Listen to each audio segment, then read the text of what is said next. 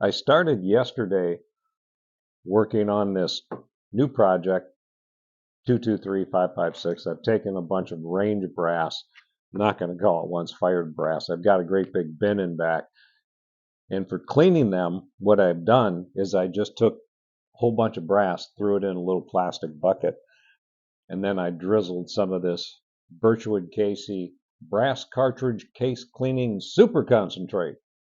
It just took some, drizzled it in on the brass, sort of, shook it around, make sure it got sort of evenly coated with the secret sauce. Good stuff, by the way. Anyway, let that sit for, I don't know, 5 or 10 minutes. And then I filled the thing up with water, let it soak for a while, rinsed it all down. And then yesterday was a pretty nice day, so I just put it out on a towel right in the sun. And I suppose after about 20 minutes or so, yesterday was a pretty warm day. It was, I don't know, 80 something degrees. But after 20 minutes or so out in the sun, those casings were just about hot to the touch. Fresh baked goodness right out of the oven. And whether you're going to be doing vibratory tumbling with traditional walnut and corncob media, if you're doing a rotary tumbler with the pins, or if you're doing sonic cleaning, or whatever it happens to be. The point is you want to do something to clean your casings before you go ahead and reload them, because you don't want to put crud into your sizing die, and you don't want crud going back into the gun. Now this stuff, just having soaked it for a little bit and then rinsed it off and whatnot, I mean, now, it may not look like jewelry. It looks pretty clean. I'm happy with it. But, if you want to make your stuff look blind you bright and shiny like jewelry, and a lot of guys I know, they like to do that, wonderful. 2 thumbs up. The point is, you do need to do something to clean your casings. What that happens to be is really not the important part. It's that you're doing something to clean them. And I'm pretty happy with the way this looks. So I began with this mixed manufacture of head stamps. And I'm doing 223. I did a couple of videos with 9mm. Now I'm doing 223. There's been this great consolidation from, and I'll go back about 25 years as I transitioned out of EMS in 1999 into the retail world, selling guns and ammunition and reloading equipment and doing all that type of thing.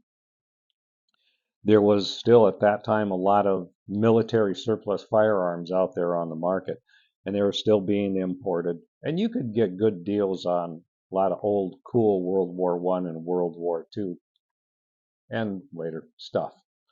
Well, now there's been this great consolidation down to, by far and away, the most common cartridges: 9mm, 223, 45, 308, 65 Creed. I mean, there's some others. But 25 years ago, there was a good spread across the board that was fairly common, where the number of cartridges was probably closer to 30 something, 40 maybe ish, and then it sort of tapered off from there with less popularity. So that's kind of good from one standpoint, because you have, well, in the prep world, a lot of guys will say, well, you need to have stuff that's common. So no matter where you go, if you're hitting the road, you got to bug out, whatever, you can find the common stuff: 9, 223, 45, 308, and the like.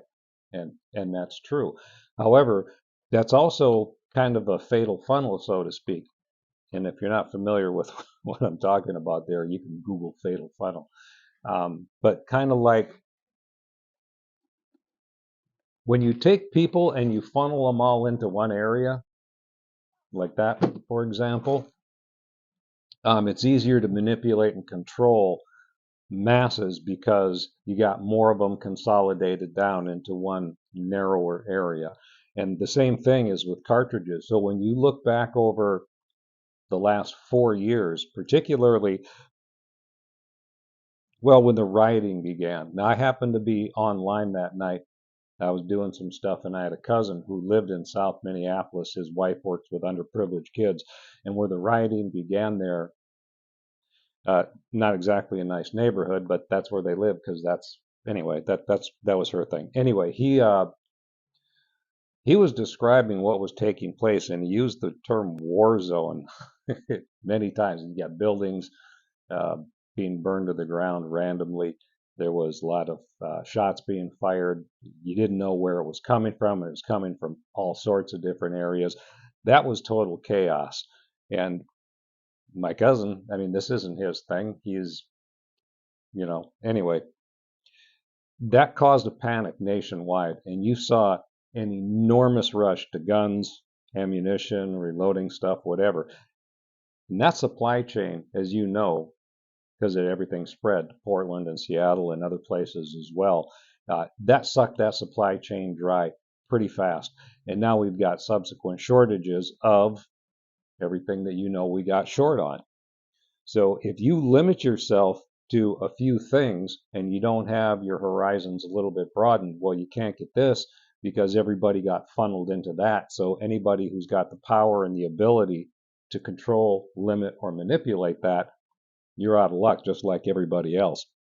But if you, on the other hand, spread your horizons and you are into lots of other cartridges and guns and whatnot, well, I can't get this, but I can get that.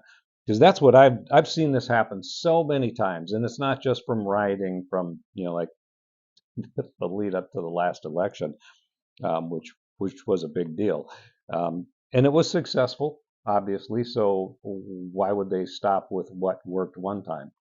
My point is, um, don't get sucked into a fatal funnel and be left with just one option. And if that dries up, you're completely out of luck. Have other options available to you because this stuff is going to happen again. You have, I'll say 2 years ago, I could not get small pistol and small rifle primers for anything, but large pistol and large rifle was still available. A year later, it's the other way around. So you get it when the getting's good and you have stuff on hand. You think about, okay, how much am I going to go through in, say, the next 3 months, but how much do I want to have long term? So if I have to go a full year without being able to get anything, I want to have this on hand. This is like my core stuff, but I've also got periphery things. So don't paint yourself into a corner with just a few things. I would encourage you to spread out your horizons. But a lot of people that talk about the prepping and all of that, well, there's something to be said for having, you know, stuff that's common that you can probably find in another place because it is common. But you know what I mean? That's a real double-edged sword. So don't lose sight of that.